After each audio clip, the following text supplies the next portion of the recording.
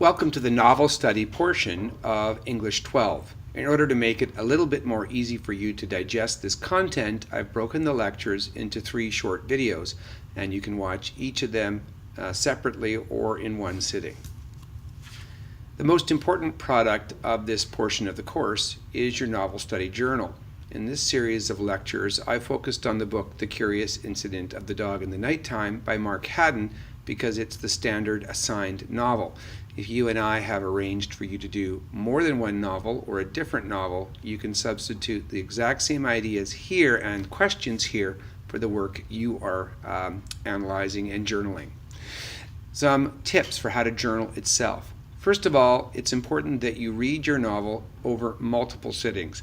It will not be effective to sit down and read it all in one or even 2 or 3 sittings because you will come up with a not very eloquent journal. So you should journal as you read, meaning that after you read every few chapters, you should sit down and do an entry. And if your novel has long chapters, you might want to do it after each chapter. Make sure that your journal is typed, and I would strongly recommend to you that you submit it along the way a few times for feedback to make sure it is meeting the expected standard.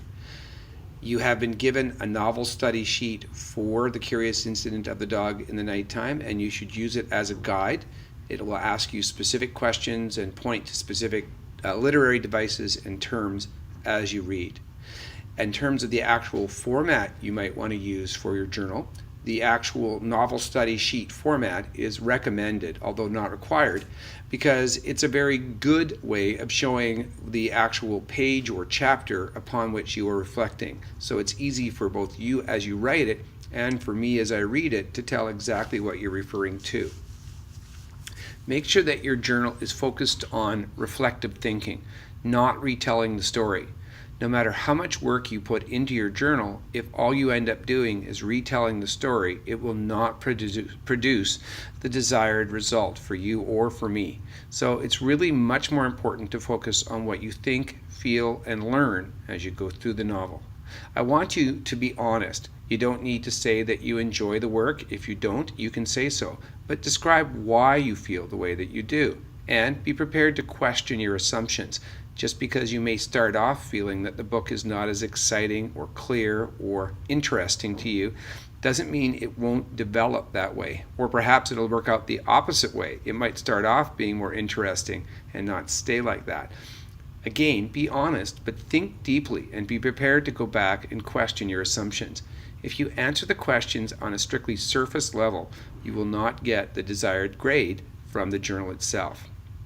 And I strongly recommend that you watch all 3 of these brief lectures before you start doing the journal so that you have a clear understanding of the terms. And it's a really good idea to use the worksheet, the literary terms worksheet, as you're going through this, and make sure that you actually fill it in so that you have a clear understanding and a written device that you can use as you read. In terms of the actual novel study journal, what should you include? First, it's important that you describe how you feel and think about the reading. But don't just do that. Tell us what the author did that affected your thoughts and feelings. Was it their words, the images they presented, the structure of the book? Think about how the author is creating the feelings and responses that you have. Take time to make predictions about what will come in the book. Describe the plot, but only in summary. And do that mostly so that you can tell us how you might see the themes emerging in the book. And we'll talk more about the themes in these lectures, but the themes are the big ideas or the meaning behind the work. And as we get a clearer understanding of literary devices, I want you to start going through the book and thinking about not only what literary devices are used by the author, but why they use the ones they're using and how they use them, especially in combinations. So what exactly is literature? Well, literature is distinct from fiction, which is basically storytelling. And fiction is storytelling of made-up stories, whereas nonfiction is telling about something that's factual. But not every fictive story is literature. Literature really gets at something more deep, and hopefully by the time we've finished watching these 3 lectures, you'll have a clear idea of that. Literature can be basically broken down into 2 major categories, poetry and prose. Now, most of us are familiar with poetry because it's poems. Poems don't always rhyme, of course, but they do pay a lot of attention to the way they sound, to their structure, their flow, their cadence and rhythm. Prose is more of a straight form of writing, often decidedly focused on telling stories, or even in the nonfiction, prose is used to simply pass on information and describe facts. In literature, novels are the most common and perhaps the most substantially studied area of prose. They are, of course, long stories, but we don't mean long as in describing necessarily a lengthy turn of events. If you think about it, some novels actually look at things that happen in relatively short periods of time, but they look at them in deep ways. They examine them carefully and often from different perspectives. So the author is making a choice to talk about a story in a way that gives you a chance to look at it differently. It's not the concept that's long, or the events that are long, but the analysis that's long. Short stories and scripts are also examples of prose, although some plays have been written, just as Shakespeare did, in poetry. So generally speaking, when you think of movies and television shows, those are also prose. Literature also uses a set of literary devices. In other words, they use tools and techniques to help us become more engaged in the writing, to help unfold the story, and to help us get deeper meaning from the story.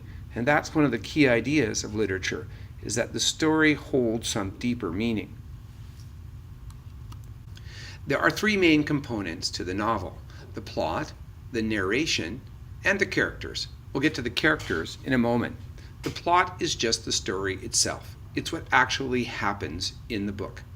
The voice of the storyteller is the narration, so the storyteller is called the narrator. There are two main types of narrators in a novel.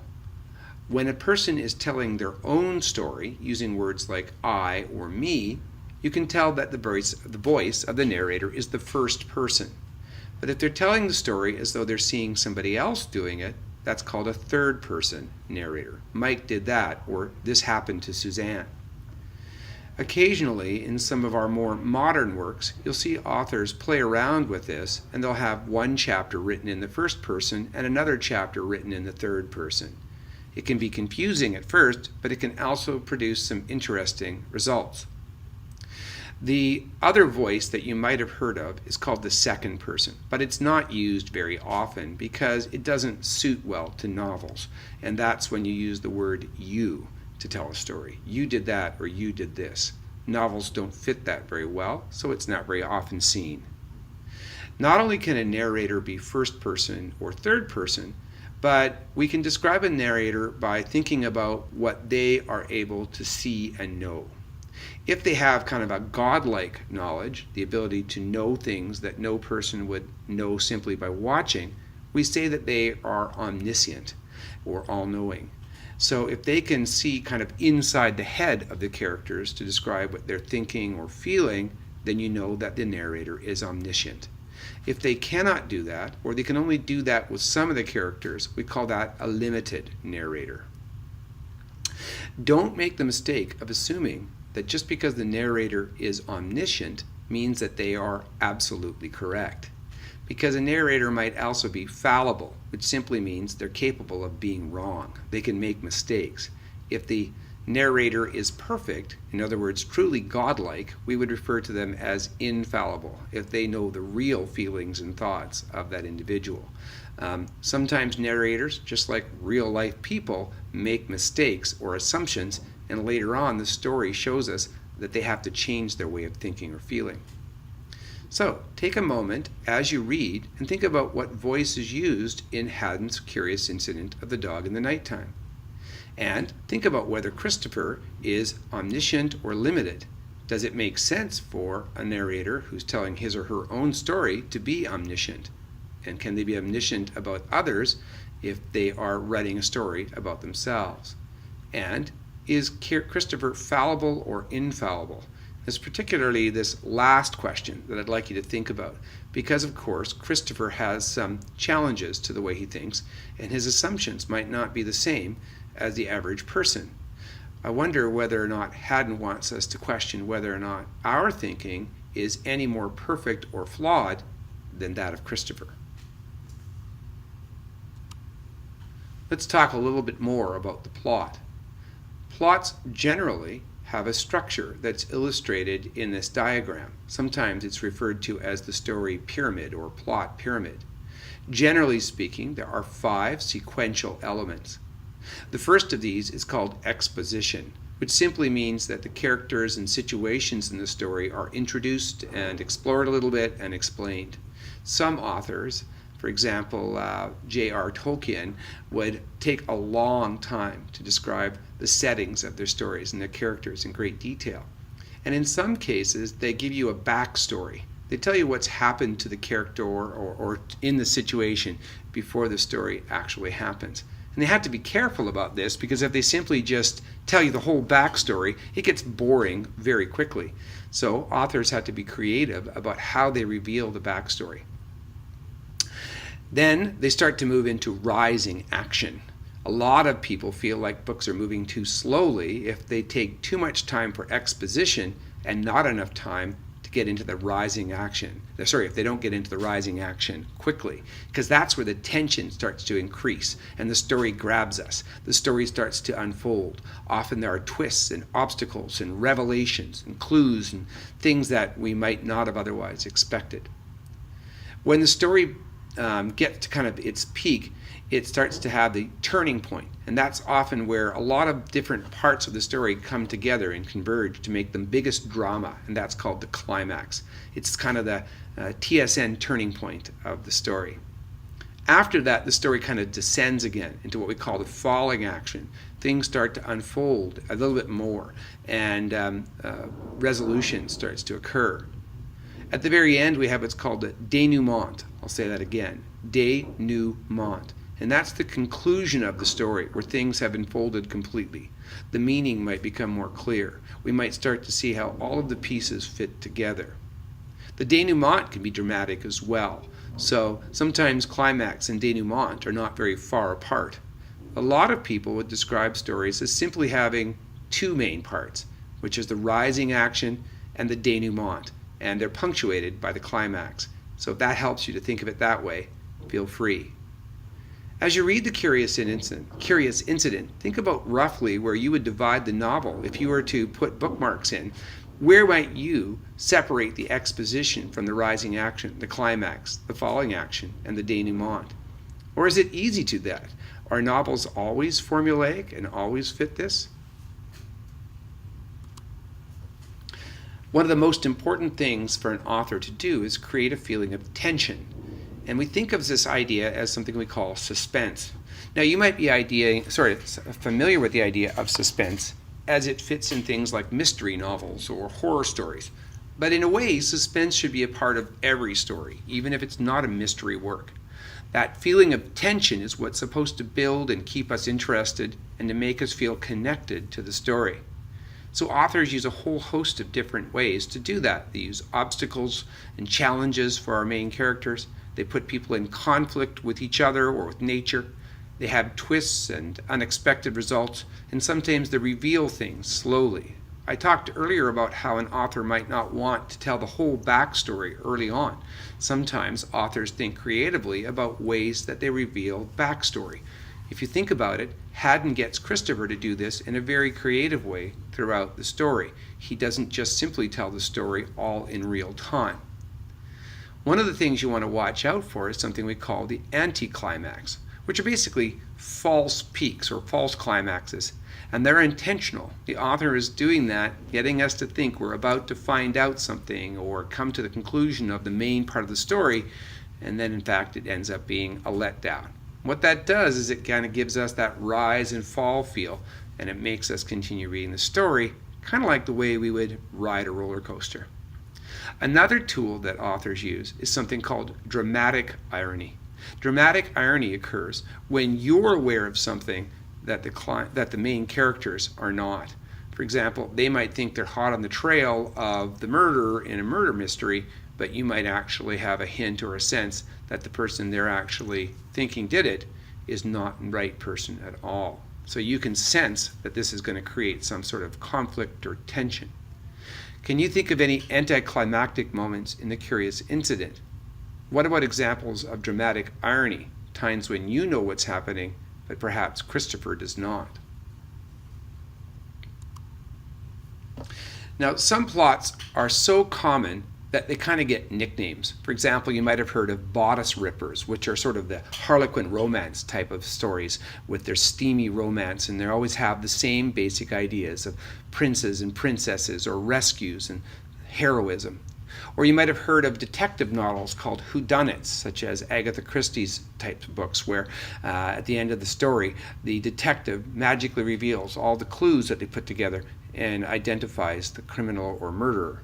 Or you might have heard of stories called coming-of-age stories, stories about young people growing up and going through the passage of childhood into manhood, or going through a major journey, for example.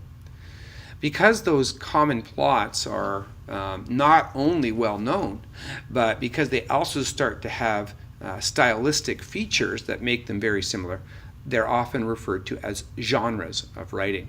For example, if you like to read horror books, you know that you'll see a lot of the same types of elements within them. Darkness, remote settings, like, for example, haunted houses or inns out in the countryside, stormy weather, certain animals like bats and black cats and spiders.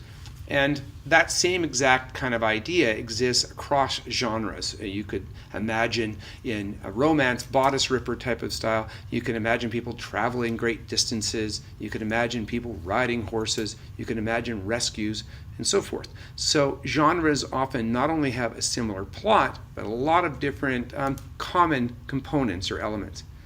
Can you think of examples of genres and their stylistic elements other than the ones I've listed here? What kind of genres are your favorites when you go looking for books?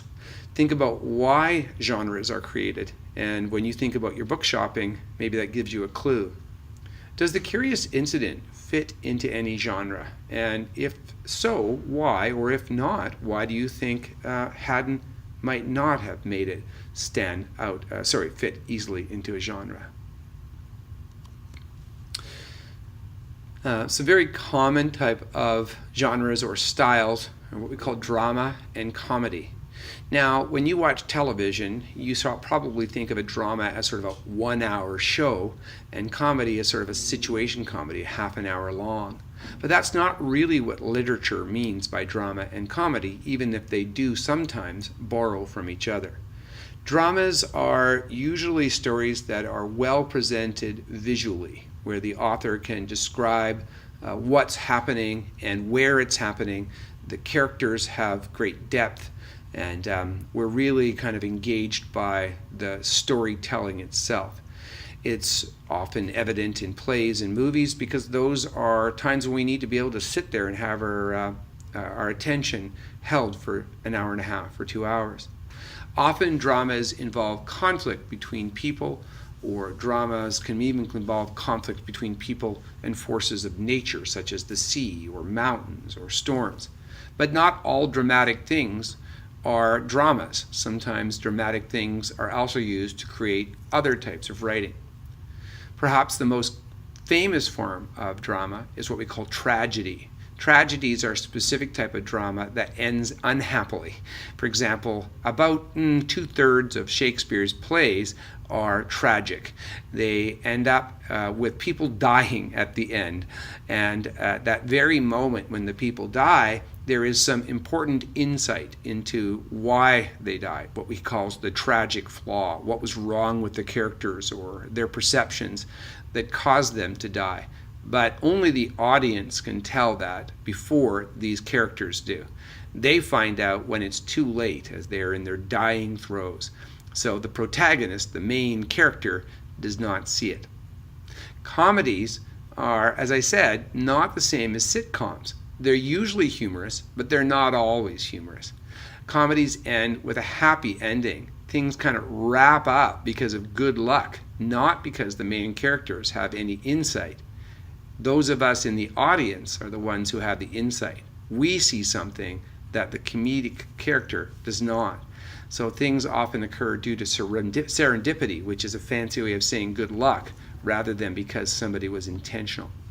So is the curious incident a drama, a comedy, or something else entirely? Think about this as you read the entire book because, as we said, a lot of the time we can't tell if something's entirely comedic or tragic or dramatic until we get to the very end. We spent a few moments talking about plot and genre, but we should also take a bit of time to think about how writing has evolved throughout the ages. In fact, not just writing, but art and great thought throughout the course of human history has changed quite a lot, especially since the medieval times. And you might remember being taught about the Renaissance in high school. So we want to take just a moment to barely scratch the surface of how writing has evolved, the movements that it's gone through. And this has led to different types or styles of writing. The first of these is called neoclassicism or neoclassical. And if you hear the word classical inside of that, then that's good. If it makes you think of classical music, for example, that's good. The people who wrote in this style were really inspired by the Greeks and the Romans. And this was really the first major style of post-medieval writing. Because they had been so enamored by the Greeks and the Romans, what they wrote was all about structure and tradition. So not only did the structure really matter, but often the themes of this writing were based on mythology and thinking from the Greeks and Romans themselves. Now, these types of writing and art were very strict, but the people who actually participated in producing literature and art felt that those rules actually produced better artists. They thought it would kind of filter out the good from the bad and help more pure essence to come out of the work. It wasn't very long before people started to get a bit tired of neoclassicism because it was so strict. People felt it was too limiting and didn't give artists enough ability to explore other major sources of beauty, and in particular, nature. So a new movement became popular, and it was called Romanticism. Now, sometimes people think that Romanticism is the same as saying romance, as in a romance novel or a romance movie, but it isn't that at all. The Romantics were interested in nature and inspiration. They really cared about making beauty beautiful. And so they didn't care about following traditional rules or structure. Things like rhyming and the rhythm of the words did not matter to them very much at all. And they started to write about some fairly non-traditional sources, not just nature, but things that might have been too small to be observed by the neoclassicists who really cared about the big and the bold. The Romantics might have written about peasants or flowers or butterflies or streams.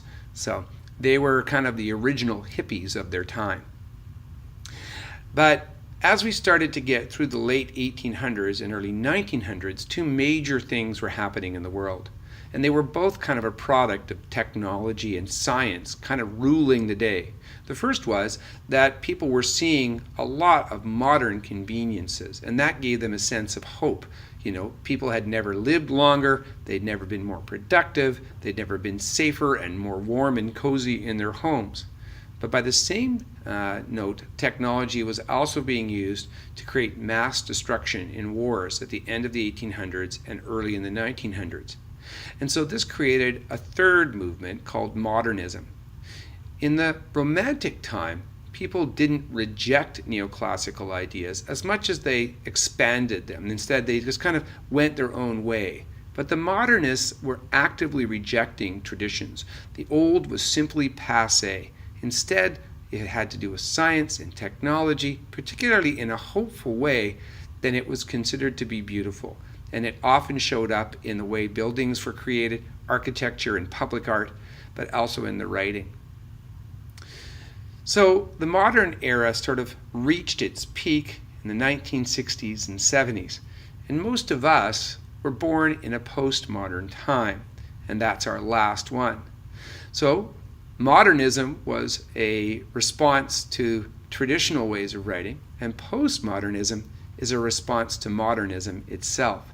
Here, we could say that the writers and artists had kind of lost faith in modern ways of thinking. They didn't see technology and science as being necessarily all of the solutions to the world's problems.